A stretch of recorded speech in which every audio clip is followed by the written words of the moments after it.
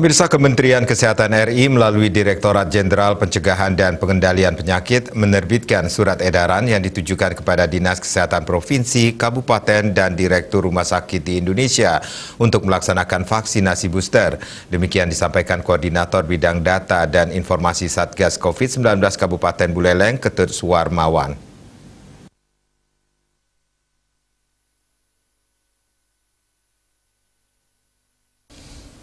Dikutip dari Dirjen Pencegahan dan Pengendalian Penyakit, Dr. Maksi Rein Rondonuwu, Suwarmawan mengatakan dari hasil studi menunjukkan telah terjadi penurunan antibodi pada 6 bulan setelah mendapatkan vaksinasi COVID-19 dosis primer lengkap.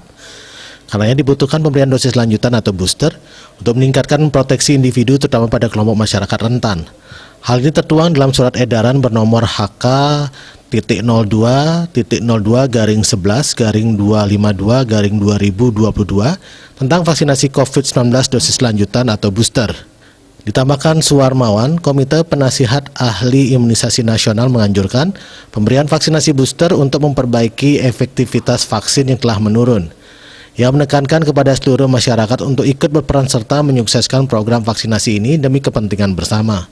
Ia mengatakan vaksin lanjutan atau booster ini sangat penting diikuti, seraya berharap pandemi cepat berlalu dan kehidupan bisa kembali normal. Sementara itu, secara kumulatif jumlah kasus terkonfirmasi positif di Kabupaten Buleleng hingga 15 Januari tetap sebanyak 10.462 orang, sembuh 9.923 orang, meninggal 539 orang, dan dalam perawatan 0 atau nihil.